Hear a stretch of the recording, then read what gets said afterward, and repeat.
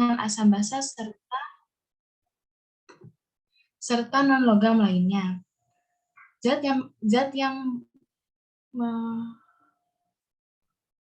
membantu penyerapan ada asam sitrat, asam aminoligan, asam pikolinat, prostaglandin, dan sekresi pankreas mengandung konstituen. Serta zat yang menghambat penyerapannya ada tinggi kadar kalsium, asam fitat, dan koper atau tembaga. Jumlah AKG-nya untuk bayi atau anak ada 0-11 mg per hari, remaja 34 mg per hari, dewasa 40 mg per hari. Akibat dari kekurangan mineral seng itu ada penurunan fungsi metabolisme dan kekebalan tubuh, mengalami kekerdilan dan penurunan mental, tumbuh kembang yang lambat, kadar insulin rendah, kehilangan nafsu makan, mudah marah, rambut rontok, kulit kasar dan kering, luka lama sembuh, kemampuan indera pengecap, dan penciuman berkurang, diare, mual, faktor penyebab kemandulan pria, anemia bulan sabit, HIV, diabetes, dan lain-lain. Selanjutnya ada tembaga. Tembaga atau CU itu fungsinya modulasi proses inflamasi, menangkap oksigen radikal untuk melindungi sel, transfer elektron, dan komponen struktural allosterik enzim amina oksidase. Sumber dari tembaga itu ada daging, kerang, biji-bijian, kacang-kacangan, buah-buah kering, sayur hijau. Contohnya bayam, kentang, produk gandum, dan kakao. Adapun sifat dari tembaga itu tidak reaktif, tahan korosi, dan larut dalam amonia. Zat yang membantu penyerapan tembaga ada metallothionein, dan yang menghambat ada vitamin C.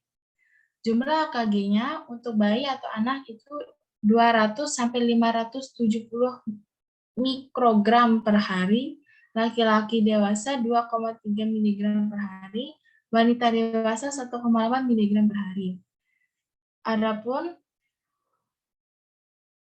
jika kekurangan dari tembaga akan mengakibatkan anemia hipokronik, leukopenia, hipopigmentasi, gangguan fungsi kekebalan tubuh, kelainan tulang, dan disfungsi jantung. Yang terakhir ada fosfor atau P. Dia berfungsi sebagai regulasi pelepasan energi, komponen membran sel dan DNA, penyerapan dan transportasi zat gizi, bagian senyawa tubuh yang esensial, kalsifikasi tulang dan gigi, serta regulasi keseimbangan asam basa. Sumber dari fosfor ada susu, ikan, roti, unggas, dan gandum. Sedangkan sifatnya, fosfor putih itu mengkilap dalam gelap, terbakar spontan bila terkena udara dan menimbulkan racun. Fosfor merah itu struktur kimia kecil, fosfor hitam berwujud grafit dan mampu menghantarkan listrik. Adapun zat yang membantu penyerapannya ada vitamin D dan yang menghambatnya jumlah garam besi. Jumlah AKG-nya bayi atau anak 100-500 mg per hari, sedangkan untuk remaja dan dewasa 700 mg per hari. Dan terjadi jika kekurangan fosfor itu otot lemas, merasa lelah, dan tidak mampu berolahraga. Sekian penjelasan dari kami. Apabila ada pertanyaan, bisa disampaikan. Baik, terima kasih untuk kelompok 19 ya untuk presentasinya. Jadi tadi sudah disampaikan ya beberapa mineral. Silakan teman-teman kalau ada yang ingin didiskusikan bisa disampaikan. Karena kita ini presentasinya cuma satu yang presentasi, jadi waktu untuk diskusinya lebih panjang ya. Disilahkan kalau ada yang ingin disampaikan atau ditambahkan atau ditanyakan.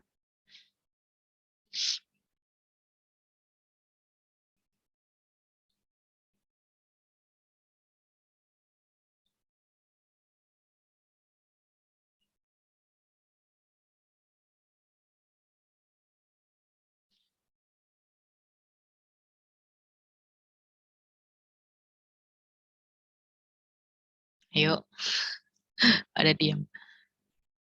Atau karena sudah sangat paham ya? Karena sudah sudah pernah presentasi juga, sudah kuliah juga, jadi mengulang-ulang gitu ya.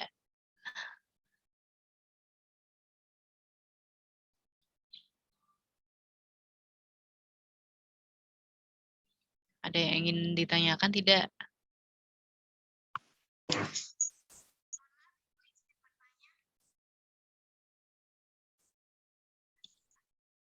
Ini dari sekian banyak mineral, itu mana saja yang masuk ke makro, mana yang mikro? Yang makro ada kalsium, fosfor, kalium, natrium, magnesium, itu Bu. Kalau yang dari yang dipresentasikan ini, yang mikro yang mana saja? Tadi yang makro ya yang disebutkan. Kalau yang mikro, apa saja coba? Yang tadi disebutkan di presentasi. Seng, yodium, Yang lain? Kan banyak zat tadi besi, mineralnya. Ada zat besi, yodium, zinc, apalagi? mangan, Mangan. Bisa di-scroll ke atas mungkin ini slide-nya.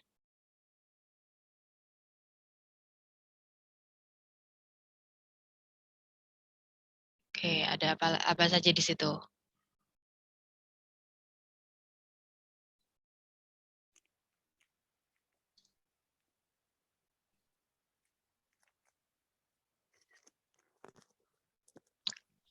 Kalau tembaga dia masuk makro atau mikro?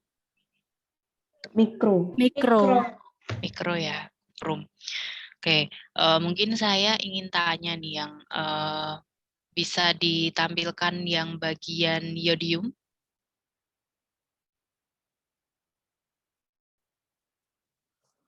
Oke, di sini. Oke. Nah, yang kolom ke 1, 2, 3, 4, 5. Kolom ke-6 itu zat yang menghambat ya, lalu yang atau yang mendukung penyerapan ya.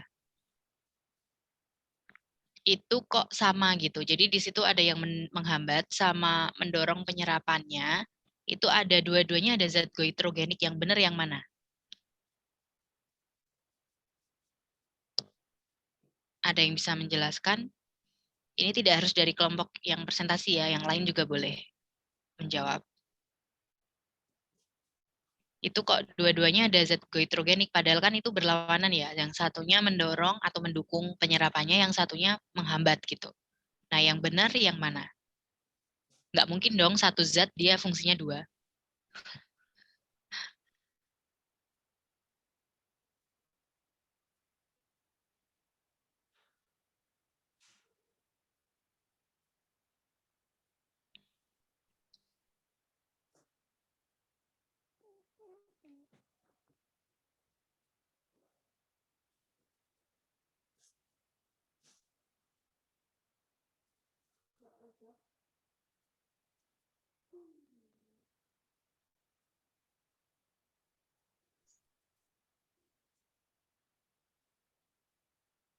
Ada yang bisa menjawab? Izin membantu menjawab, Bu. Oke, silakan. Yang goitrogenik itu yang menghalangi penyerapan iodium. Yang menghambat ya? Terus kalau yang Oke. yeah. Kalau yang mendukung apa di situ? Ada nggak zat yang mendukung atau mendorong penyerapan dari iodium? Bioavailabilitas itu, Bu. Bioavailabilitas itu maksudnya apa?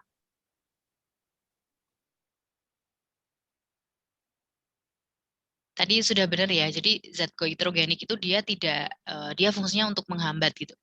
Dia adalah salah satu zat yang menghambat penyerapan dari mineral yodium gitu. Jadi ini nanti bisa dibenarkan ya. Jadi goitrogenik itu fungsinya dia yang menghambat penyerapannya gitu di sini.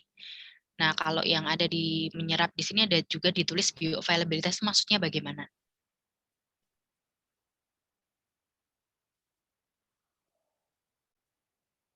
Mungkin dari kelompok ini juga ya yang membuat tabelnya.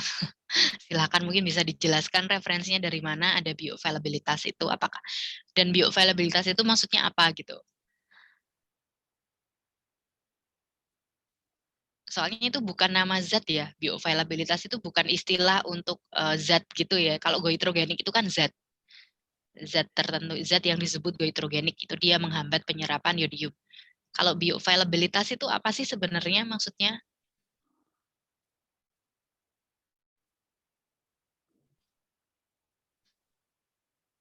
Penyerapan. Jadi bioavailabilitas itu tuh ketersediaan dia di dalam tubuh itu bagaimana gitu. Semua zat gizi ya, ini tidak hanya mineral saja. Jadi kalau kita menyebut bioavailabilitas itu artinya seberapa banyak zat tertentu itu bisa dipakai oleh tubuh kita, bisa diserap oleh tubuh kita gitu. Jadi misalnya saya bilang gini, protein ya, protein itu ada dari nabati dan dari hewani. Nah, mana yang bioavailabilitasnya itu lebih tinggi bagi tubuh kita? Itu jawabannya yang hewani. Nah, artinya bioavailabilitas itu tuh kayak seberapa banyak dan seberapa mudah suatu zat itu dipakai dan digunakan oleh tubuh kita. Nah, itu yang disebut dengan bioavailabilitas. Sehingga bioavailabilitas itu bukan nama zat ya. Jadi di sini mungkin perlu dikoreksi nih kelompok 19 ya. Jadi mungkin kurang tepat ya kalau misalnya itu disebut bioavailabilitas di situ mendorong penyerapan yodium karena bioavailabilitas sendiri itu bukan nama zat tapi dia itu istilah gitu. Mungkin gitu. Saya nggak tahu nih kemarin kalian ambil referensinya dari mana ini.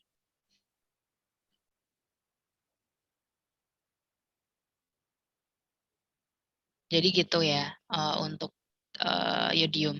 Lalu yodium ini juga penting ya karena dia fungsinya sangat vital untuk tubuh gitu. Nah, di sini kalau kekurangan bisa gondok gitu ya. Lalu bisa kreatin. Kreatin itu dia sampai ke cacat mental juga ya, bukan hanya kelainan fisik tetapi juga dari segi pertumbuhan dan perkembangan. Dan di sini cacat mental gitu. Nah, untuk yodium ya. Saya ingin tanya, karena yodium itu penting ya, dia termasuk kalau kekurangan yodium, gangguan akibat kekurangan yodium atau istilahnya GAKI ya, itu merupakan salah satu masalah gizi yang mendapat perhatian cukup besar gitu di Indonesia pada mungkin tahun-tahun sebelumnya gitu ya. Walaupun saat ini mungkin masih ada, cuman memang sudah cukup berhasil gitu dieradikasi ya masalah-masalah akibat kekurangan yodium ini.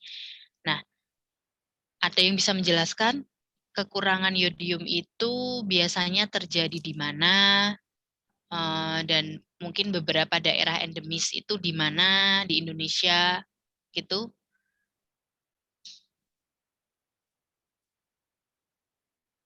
Karena kekurangan yodium ini memang masalah yang sangat menjadi perhatian ya di negara kita gitu. Selain misalnya kekurangan vitamin A, masalah-masalah defisiensi lah pokoknya. Nah, itu GAKI itu salah satu yang penting gitu untuk kalian ketahui gitu. Jadi biasanya masyarakat yang rentan untuk atau beresiko tinggi atau daerah-daerah endemis yang kekurangan yodium itu di daerah mana? Ada yang bisa menjelaskan?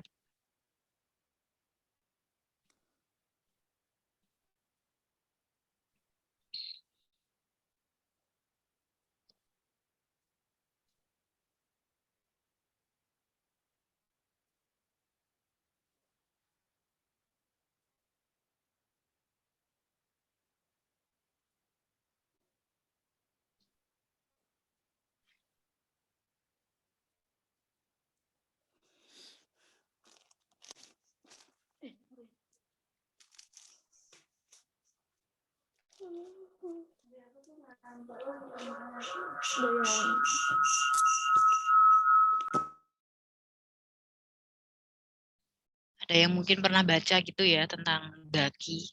Izin bertanya Bu, izin menjawab. Kalau itu Maluku sama Irian Jaya. Kenapa? Karena di sana tuh kan daerah terpencil, jadi kekurangan yodium banyak diderita oleh warganya. Terpencilnya apa? Maksudnya kondisi geografi khusus apa gitu yang membuat suatu populasi atau masyarakat itu menjadi rentan kekurangan yodium? Izin menjawab, Bu. Iya, silakan. Di daerah pegunungan. Pegunungan, ya kenapa? Karena sumber dari iodium itu kebanyakan berasal dari laut. Ya, benar ya. Jadi dijawab Safril ya. Jadi eh, masyarakat yang rentan menjadi apa ya, istilahnya kekurangan yodium itu rata-rata adalah mereka yang terisolasi. Jadi tinggalnya itu di daerah pegunungan. Karena kita ingat ya di sini, yodium itu sumbernya apa di sini? Ikan, udang, kerang gitu. Hampir semua sumber yodium itu adalah yang dari laut gitu ya. Karena em, air laut sendiri kan dia mengandung yodium. Jadi pasti semua semua yang berasal dari laut itu mereka menjadi sumber yodium.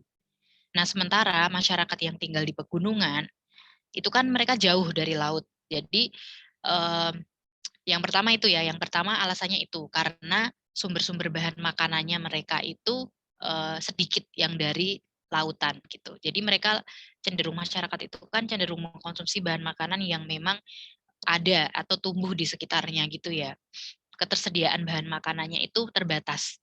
Jadi memang aksesnya kurang ya untuk mendapatkan makanan-makanan sumber yodium. Itu yang alasan yang pertama. Nah, tetapi solusi yang sudah dilakukan oleh pemerintah apa untuk mengatasi itu dalam kehidupan kita sehari-hari loh. Untuk mengatasi mungkin masalah-masalah kekurangan yodium pada orang-orang yang memang tinggal jauh dari laut gitu. Itu solusinya apa? Ada yang bisa mungkin menebak atau mengamati ya yang dari kehidupan kita sehari-hari saja gitu.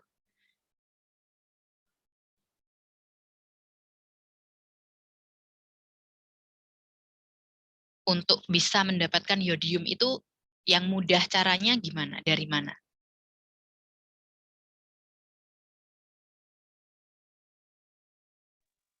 Garam, Bu. Apa Anissa? Garam. Garam ya.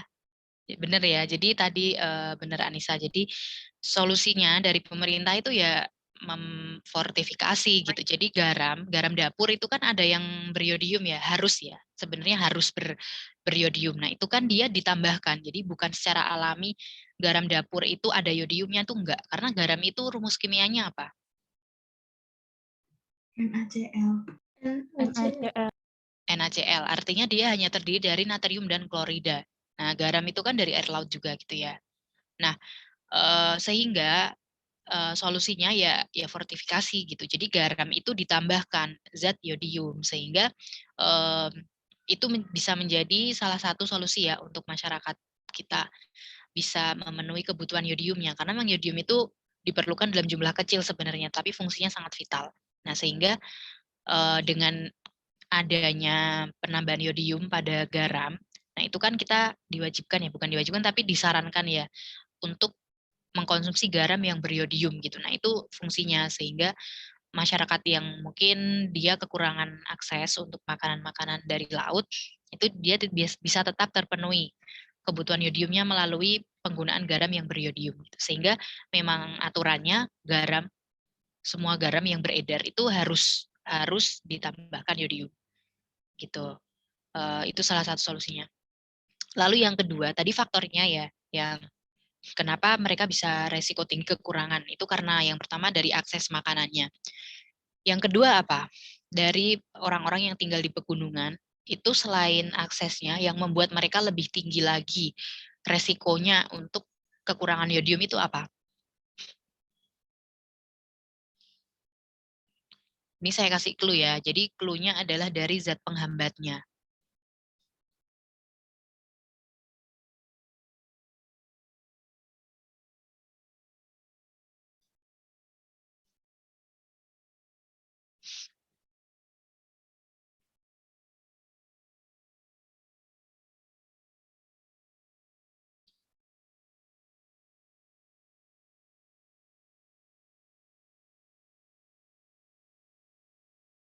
Ada yang bisa menebak atau menjawab? Clue-nya dari zat penghambat penyerapannya, jadi zat goitrogeniknya. Di daerah pegunungan itu bagaimana?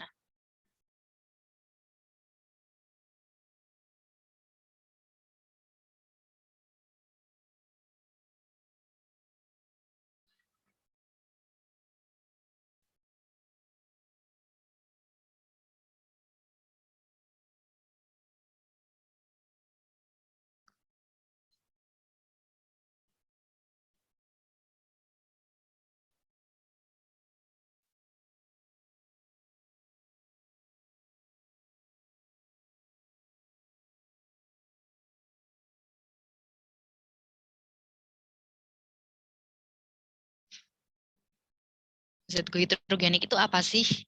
Dan sumbernya apa? Sayuran, Bu. Sayuran apa? Umbi-umbi, Bu. Jadi kaitannya sama pegunungan apa?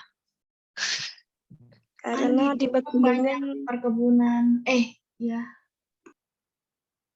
banyak Gimana? sayuran. ya banyak yang nanam sayur, jadi mereka banyak makan sayur. Kayak sawi, daun singkong, selada air. Oke. Jadi hampir benar ya. Jadi kita ingat zat goitrogenik itu dia menghambat gitu, menghambat penyerapan yodium. Dan sumbernya itu banyak pada sayuran ya, terutama, tapi tidak semua loh. Ingat ya, tidak semua sayuran itu adalah atau tidak semua sayuran itu mengandung zat goitrogenik, itu enggak. Jadi hanya beberapa sayuran saja yang memang mengandung zat goitrogenik yang bisa menghambat penyerapan yodium. Dan rata-rata sayuran yang mengandung goitrogenik itu adalah sayuran yang tumbuh di pegunungan gitu, di dataran tinggi, misalnya kayak kubis, lalu sawi gitu ya. Nah, itulah kenapa gitu masyarakat yang tinggal di pegunungan itu mereka beresiko sangat tinggi untuk kekurangan yodium. Yang pertama, mereka kekurangan yodium dari makanannya. Yang kedua, mereka setiap hari mengkonsumsi zat-zat yang menghambat penyerapan yodium gitu. Jadi ya itu yang membuat mereka berisiko tinggi ya. Udah konsumsinya kurang, udah gitu dihambat lagi. Nah itu. Jadi itu alasan kenapa endemis daerah-daerah endemis Gaki, gangguan akibat kekurangan yodium itu banyak memang di orang-orang yang memang tinggal di pegunungan. Tuh. Nah, salah satu ya yang daerah endemis itu ada di Magelang gitu. Jadi Magelang lalu ada di daerah Kulon Progo ya kalau nggak salah. Nah, itu yang dulu sempat menjadi daerah endemis gitu untuk gangguan akibat kekurangan yodium. Jadi bentuknya bisa banyak masyarakatnya yang menderita penyakit gondok gitu ya, banyak ada pembengkakan ya, pembengkakan kelenjar tiroid yang bisa sampai benar-benar kelihatan itu membesar. Nah, itu manifestasi dari kekurangan yodium. Tapi kalau kelebihan pun sama. Jadi kelebihan yodium itu juga bisa menyebabkan pembengkakan kelenjar tiroid di situ. Jadi bentuk atau gejala fisiknya itu sama-sama ada pembengkakan kelenjar tiroid, walaupun yang berbeda di situ mungkin mekanismenya ya. Cuman sama-sama, walaupun kekurangan ataupun kelebihan itu bisa menimbulkan gondok. Nah, kalau kreatin sendiri itu dia lebih ke ada cacat mental juga ya. Jadi ibu hamil yang kekurangan yodium pada saat kehamilannya, nah itu dia bisa melahirkan bayi dengan cacat mental. Nah, jadi yodium ini sangat penting untuk dicukupi ya kebutuhannya, terutama untuk ibu hamil. Karena yaitu efeknya sangat-sangat fatal. Kalau cacat mental itu kan dia dibawa seumur hidup ya. Maksudnya tidak yang bisa ini ke IQ, jadi ke pertumbuhan dan juga ke perkembangan. Nah, kalau orang-orang yang kreatin, dia kan pendek ya, dari segi fisik dia pendek. Dari segi IQ, dia sangat rendah di bawah rata-rata. Nah, itu yang membuat dia mental menjadi ini ya, seperti orang cacat mental gitu. Nah, mungkin itu sih yang mungkin saya tambahkan untuk yodium ya, karena implikasi di kesehatan masyarakat itu sangat penting gitu loh untuk mineral yodium itu. Jadi kalian perlu tahu. Oke, mungkin Ibu, yang lain saya ada mau yang ingin tanya? Oke, silakan. Tadi kata Ibu, yang ada zat goitrogeniknya itu kayak sawi. Nah, kalau misalnya kita masak oseng sawi, kan kita pakai garam yang beriodium, berarti iodiumnya hilang dong, Bu? Bukan sih, bukan zat penghambat itu dia tidak membuat iodium itu hilang, itu enggak. Cuman dia menghambat, artinya gini, gampangnya gini, dia menurunkan bioavailabilitasnya. Jadi misalnya ya, ketika kita mengkonsumsi yodium, itu kalau tidak ada goitrogenik misalnya diserap 80% gitu ya. Ini misalnya saja. Misalnya yang diserap itu 80%. Ketika ada goitrogenik, yang diserap menjadi 50% gitu. Jadi bukan yang hilang sama sekali itu enggak, cuman jumlah yang diserap itu menjadi lebih sedikit. Oh, oke Bu, terima kasih. Gitu. Ya. Mungkin ada yang ingin ditanyakan lagi, mungkin terkait mineral yang lain juga. Mineral itu penting ya di sini. Ada beberapa yang memang sangat penting gitu untuk tubuh kita. Dan implikasinya luar biasa kalau misalnya kekurangan atau kelebihan. Mungkin selain yodium, yang penting lagi, coba bisa digeser ke bagian zinc.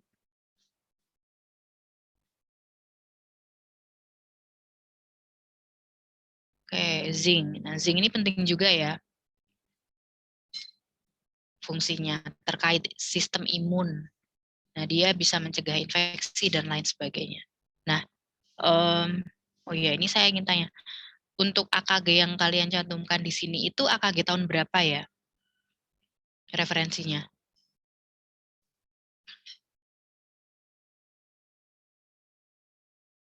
Itu kan kalian tulis di situ kebutuhan ya, berdasarkan AKG di setiap mineralnya. Nah, itu AKG yang kalian pakai kelompok 19, ini AKG tahun berapa?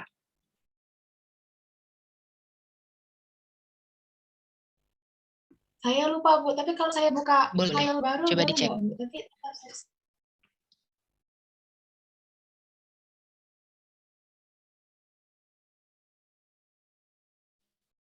Ini ya. Oke, ini 2019. Oke.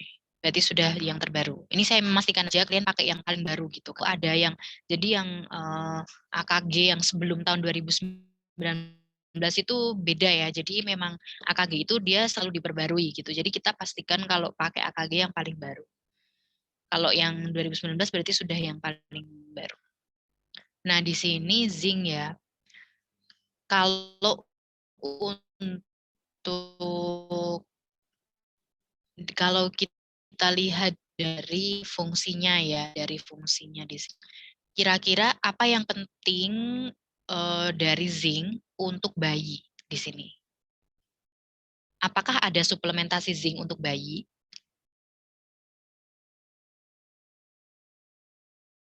Dan gunanya untuk apa? Gitu. Saya ingin tanya itu. Ini yang lain juga boleh jawab ya. Pertanyaan saya, apakah ada suplementasi zinc untuk bayi? Dan kalau ada, itu fungsinya untuk apa? Yang sistem imun, Bu. Sistem imun. Oke, bisa lebih spesifik lagi? Eh, Kenapa pada bayi gitu? Meningkatkan sistem imun karena kan bayi itu masih rawan terkena penyakit Mm-mm. gitu. Terutama untuk penyakit apa kalau zinc ini? Untuk yang pertama dulu, perlu nggak suplementasi zinc pada bayi? Ada nggak gitu? Suplementasi zinc pada bayi itu ada apa enggak? Ada, Ibu. Ada, Bu. Ada. Gunanya untuk apa? Untuk tumbuh kembang, Selain itu, Lebih sedikit mengalami diare, disentri, dan infeksi saluran pernafasan. oke. Jadi fungsinya ke situ ya, terkait sistem imun. Dan tadi yang sudah disebutkan itu spesifiknya lagi untuk mencegah diare gitu. Jadi suplementasi zinc itu menjadi tata laksana atau apa ya istilahnya menjadi standar untuk penanganan pada bayi diare. Jadi kalau bayi diare itu mereka pasti dikasih suplementasi zinc gitu. Nah, itu yang mungkin penting ya. Karena apa?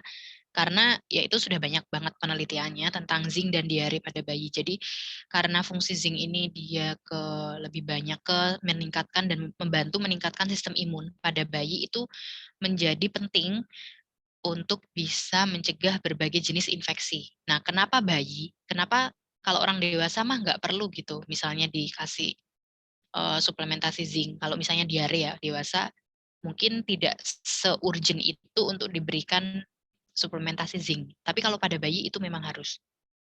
Itu kira-kira kenapa?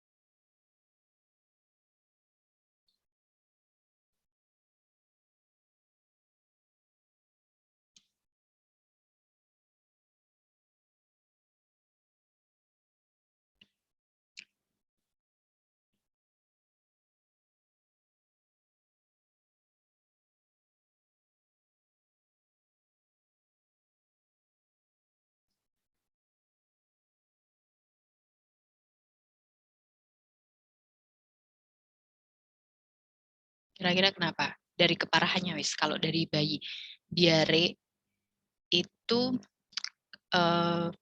kalau pada bayi itu sangat sangat berbahaya ya. Jadi bayi itu dia sangat rentan ya terkena diare gitu. Nah, dan diare sendiri itu dia sangat serius gitu loh. Kalau pada terjadinya pada bayi itu beda gitu. Level seriusnya tuh beda sama kalau dia tuh terjadi pada orang dewasa.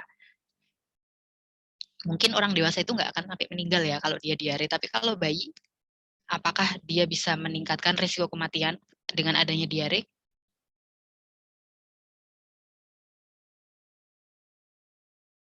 Mungkin Bu, kalau diare kan bisa dehidrasi. Mm-mm.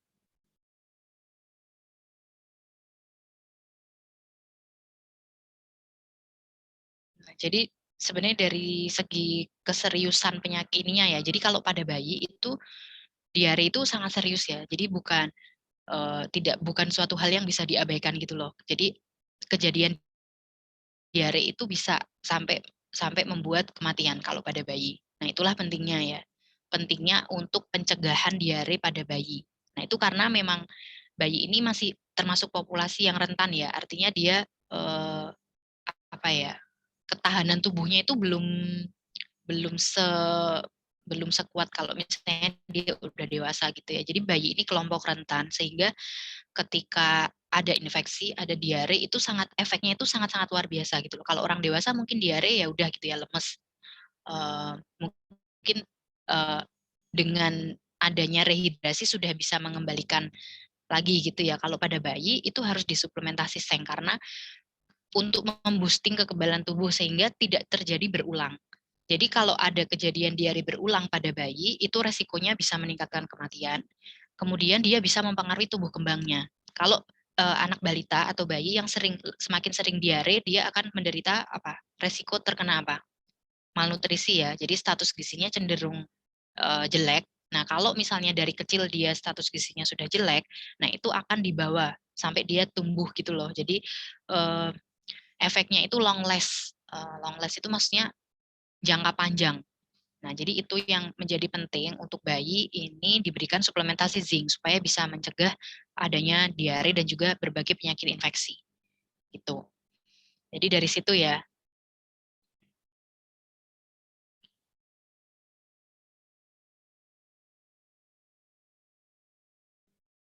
Oke, mungkin yang lain lagi ada yang ingin ditanyakan untuk mineral yang lain juga. Silahkan.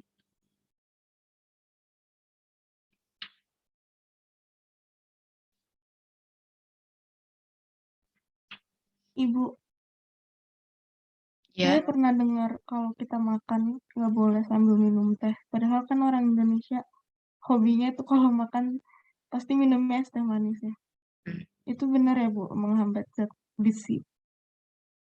Nah, kira-kira gimana menurut kalian? Benar nggak kalau minum teh itu tidak disarankan ya ketika kita mengkonsumsi tadi zat besi ya, menghambat zat besi. Benar nggak?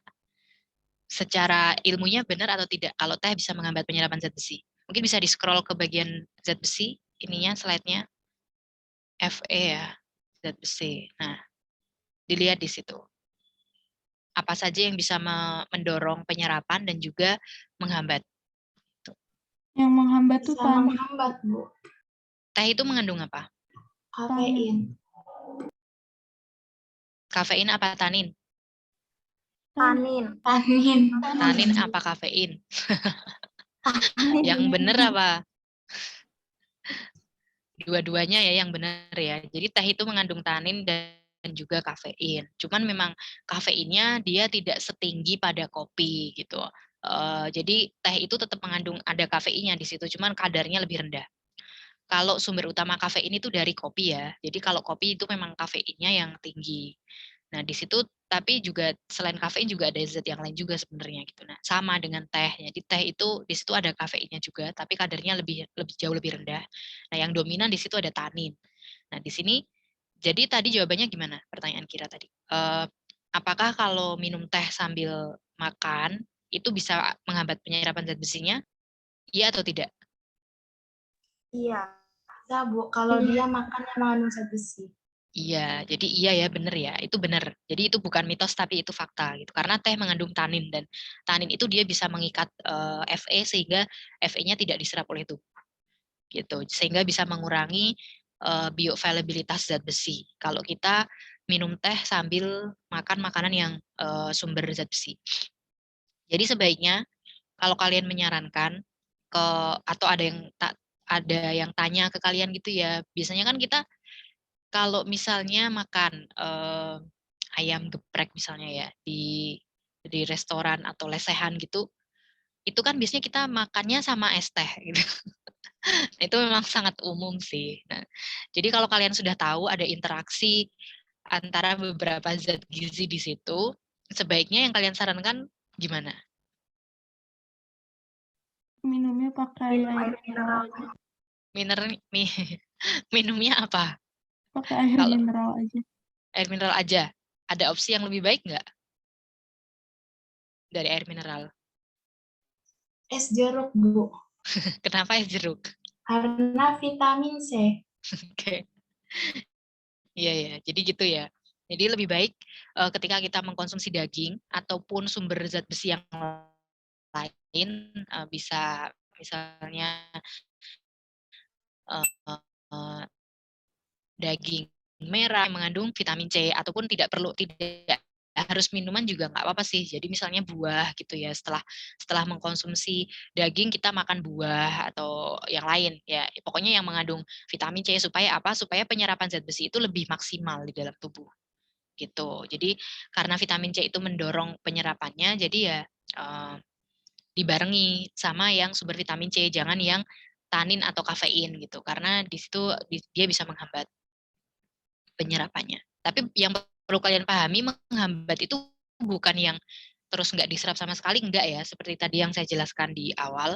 Jadi menghambat itu ya hanya mengurangi proporsi yang bisa diserap saja. Yang harusnya misalnya 80% dia bisa hanya 50% atau mungkin bisa lebih rendah lagi gitu. Intinya gitu.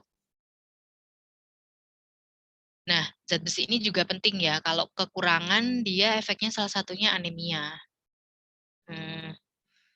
Anemia itu sebenarnya apa sih penyebabnya?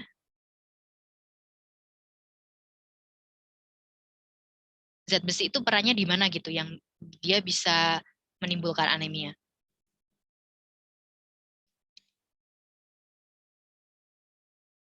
Terkait dengan fungsi zat besi yang mana? Itu kan ada banyak tuh fungsi zat besi di situ. Yang membentuk hemoglobin dan mioglobin, Bu. Ya, jadi terkait dengan fungsinya membentuk hemoglobin dan mioglobin. Jadi anemia itu ditandai dengan apa? Bagaimana kita tahu orang itu anemia? Kekurangan darah. Cara taunya dicek apanya? Dicek HB-nya bukan, Bu? HB itu apa? Hemoglobinnya. Hemoglobin. Oke, benar ya. Jadi dicek HB-nya. Untuk kategori anemia itu kalau kadar HB-nya berapa?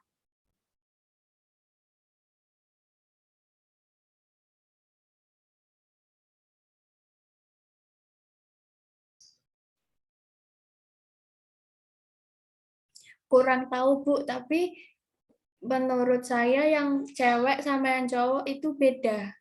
Iya, benar beda. Ada yang tahu kadar hemoglobin normal itu harusnya berapa sehingga disebut anemia kalau kadarnya berapa? Kurang dari berapa?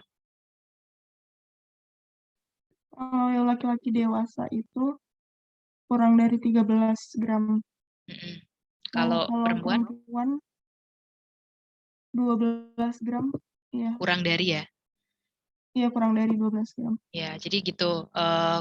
Jadi untuk tahu anemia atau enggak itu ya dicek kadar HB-nya berapa gitu ya. Gampang sekali untuk ngecek HB itu Pak, cuma finger prick. Jadi tinggal diambil darah yang di ujung jari gitu loh, yang kayak pakai pulpen, yang kayak kalau meriksa apa gula darah. Nah itu kalau yang rapid atau yang cepat seperti itu, tinggal diambil ujung darah, dicek HB-nya berapa gitu ya. Nah, dan itu tersedia di puskesmas dan juga di misalnya bahkan apotek-apotek itu juga biasanya ada ya layanan cek HB gitu. Nah, itu untuk tahu kadar HB-nya itu menunjukkan anemia atau enggak.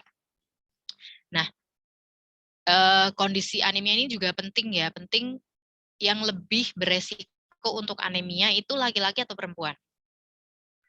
Perempuan. Perempuan. Alasannya kenapa? Karena perempuan ada siklus Melahirkan menstruasi. menstruasi. Ya, benar ya. Jadi ada beberapa yang membuat perempuan itu lebih beresiko. Salah satunya misalnya menstruasi ya, itu kan tiap bulan kehilangan darah ya. Itu artinya ada hemoglobin yang keluar dari dalam tubuh dan itu dalam jumlah yang cukup banyak. Nah, sehingga ada kebijakan dari pemerintah ya untuk melakukan apa? Untuk mengurangi atau mencegah adanya anemia khususnya pada populasi remaja putri di Indonesia. Nah, itu dilakukan apa? Obat penambah darah, Bu. Suplementasi TTD atau tablet tambah darah ya, itu sudah dilakukan. Jadi ada kebijakan yang berupa suplementasi tablet tambah darah pada remaja putri. Nah, selain pada populasi remaja putri, suplementasi TTD ini pada populasi yang mana lagi? Siapa yang disuplementasi? Ibu hamil. Ibu hamil, bener ya. Ibu hamil, ibu nifas, itu mereka juga mendapatkan tablet tambah darah. Jadi, pada usia remaja perempuan, ini usia-usia kalian juga, ini penting untuk menjaga ya, jangan sampai kena anemia gitu. Jadi bisa tuh dicek rutin kadar Hb-nya supaya tahu kalau saya itu anemia atau enggak sih sebenarnya gitu. Nah, itu penting untuk dilakukan suplementasi. Jadi ketika kalian ya, misalnya ketika menstruasi itu harusnya kalian minum tablet tambah darah 1 per hari gitu selama menstruasi harusnya. Nah, itu sudah ada belum yang menerapkan itu?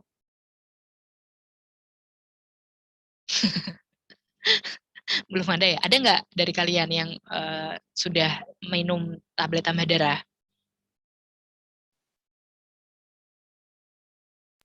Dikasih aja, Bu, tapi nggak diminum. Kenapa? Kenapa nggak diminum? Nggak suka, Bu. Nggak suka ya? Karena apa? Nggak sukanya kenapa? Baunya atau? Kalau saya tuh bau sama warnanya kan mencolok gitu, Bu, jadi nggak suka. Ya, memang biasanya gitu ya. Biasanya memang tablet besi itu baunya nggak enak ya, karena besi itu baunya agak amis. Itu memang alami, jadi zat besi itu baunya agak amis, jadi nggak enak gitu. Cuman itu dikesampingkan menurut saya, karena manfaatnya jauh-jauh lebih besar daripada itu gitu. Itu kan kalau kalian minum tidak ada 5 menit ya, langsung minum aja gitu. Nah, itu saran saya kalau kalian menerima tablet tambah darah ya diminum. Kenapa penting sih untuk remaja putri untuk minum ini? Kenapa sih penting gitu untuk mencegah anemia dari mulai saat remaja itu kenapa?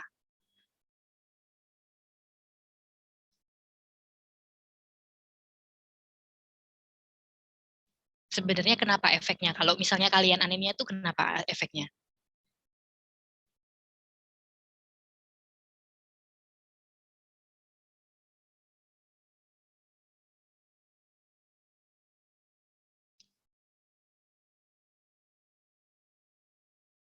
Sehingga kok perlu disuplementasi gitu loh. Kalau yang cowok tuh enggak gitu. Kalau yang laki-laki tuh tidak sampai disuplementasi ya. Tapi kenapa kok yang populasi remaja putri ini spesial gitu ya? Mereka benar-benar harus dipantau jangan sampai anemia tuh kenapa sih sebenarnya? Urgennya apa gitu? Ada yang tahu nggak? Mungkin kalian pernah baca-baca atau up to date sama kebijakan-kebijakan pemerintah ya terkait dengan gizi, terkait dengan suplementasi dan lain-lain.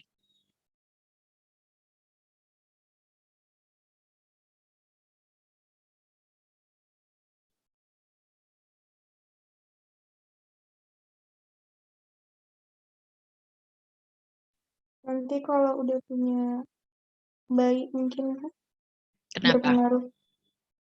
Berpengaruhnya bagaimana?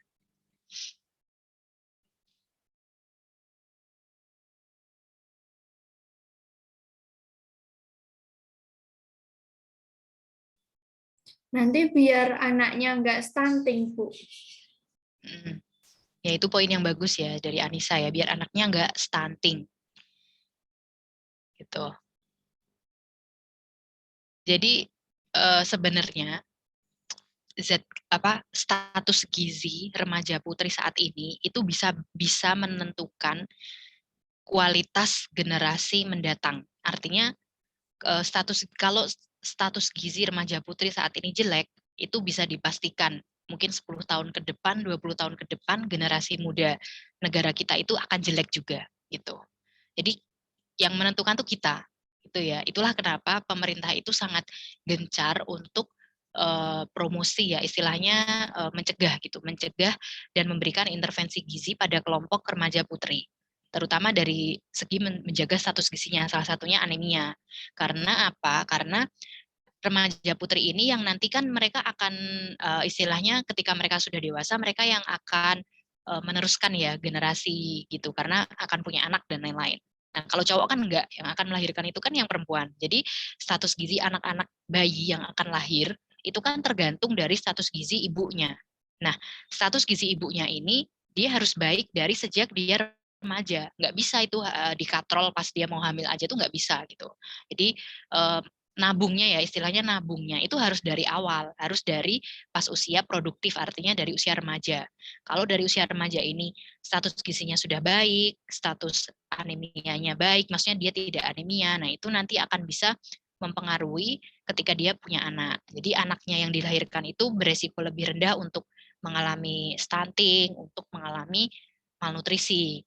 Kalau misalnya remaja putrinya itu anemia, ketika dia melahirkan bayi, itu akan beresiko bayinya BBLR, artinya bayi lahir dengan berat badan rendah. Udah gitu nanti kalau udah BBLR dia akan beresiko stunting. Kalau udah stunting, nah ini udah nggak bisa lagi diapa-apain, karena stunting itu irreversible efeknya gitu. Jadi 2 tahun masa pertama bayi lahir itu periode emas ya. Jadi intervensi itu harus dilakukan dari sejak di dalam kandungan. Kalau dia udah 2 tahun udah stunting ya itu udah sulit gitu untuk mengoreksi lagi, untuk memperbarui dia itu udah susah. Jadi itulah kenapa suplementasi zat besi ini penting untuk remaja putri. Nah, itu tujuannya supaya nanti bisa melahirkan generasi-generasi yang sehat. Kalau misalnya generasinya sehat, nah itu secara langsung dia akan mempengaruhi kualitas sumber daya manusia gitu. Jadi beda ya. Penelitiannya itu sudah banyak. Jadi dari segi IQ misalnya, dari segi kecerdasan itu beda antara anak-anak yang sehat dengan anak-anak stunting misalnya. Jadi anak-anak yang pendek itu cenderung mereka performanya itu juga kurang bagus dibandingkan anak-anak yang status gizi dan juga perkembangannya itu optimal gitu. Jadi itu ketika kita ngomongin itu tuh nggak cuma melulu ngomongin masalah status gizi dan kesehatan ya, tapi juga masalah sumber daya dan kualitas. Maksudnya kualitas sumber daya manusia itu dilihat seluruhnya gitu, dari kecerdasan, dari pertumbuhan fisik juga. Jadi itu overall akan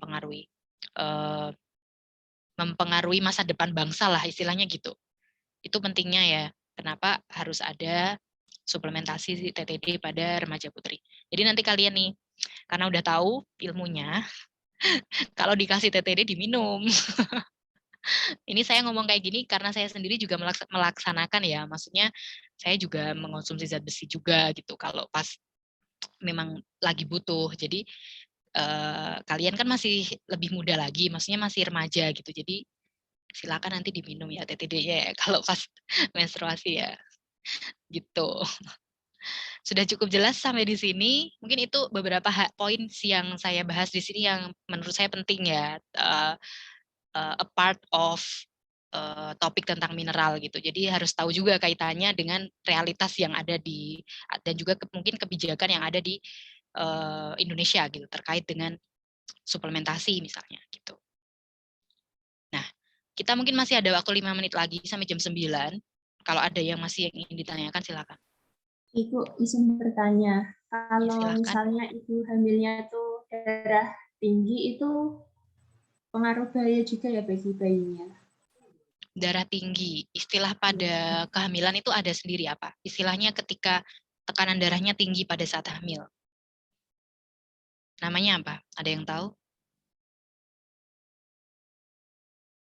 Kalau darah tinggi itu beda ya dengan anemia ya. Kalau dia dari tekanan darahnya, kalau anemia itu dari hemoglobin gitu.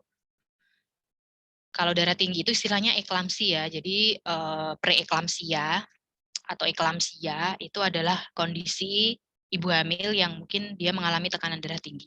Kalau eklamsia itu efek komplikasinya lebih ke komplikasi pada saat melahirkan. Jadi misalnya ada pendarahan gitu. Jadi bukan seperti anemia tadi yang akan mempengaruhi misalnya kualitas ataupun ini kualitas si bayinya gitu, enggak, tapi dia lebih ke komplikasi pas melahirkan sih.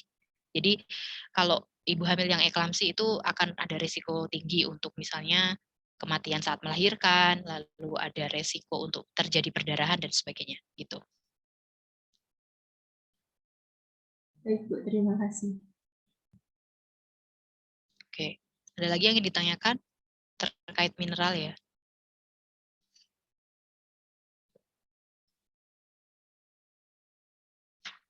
Kalau sudah tidak ada, mungkin kita cukupkan sampai di sini ya untuk kelas diskusinya ya. Semoga kalian bisa dapat tambahan ilmu gitu dari diskusi kita pagi hari ini. Sudah tidak ada ya? Kalau tidak ada, saya tutup. Bisa di stop share screen-nya. Terima kasih atas partisipasinya semuanya pada kelas diskusi pagi hari ini. Semoga ilmunya bermanfaat dan saya mohon maaf kalau ada kekurangan dalam memandu diskusinya. Kita cukupkan sekian, saya akhiri. Wassalamualaikum warahmatullahi wabarakatuh. Waalaikumsalam warahmatullahi wabarakatuh. Wabarakatuh. Terima kasih, Bu. Terima Terima kasih, kasih, Bu. Ibu.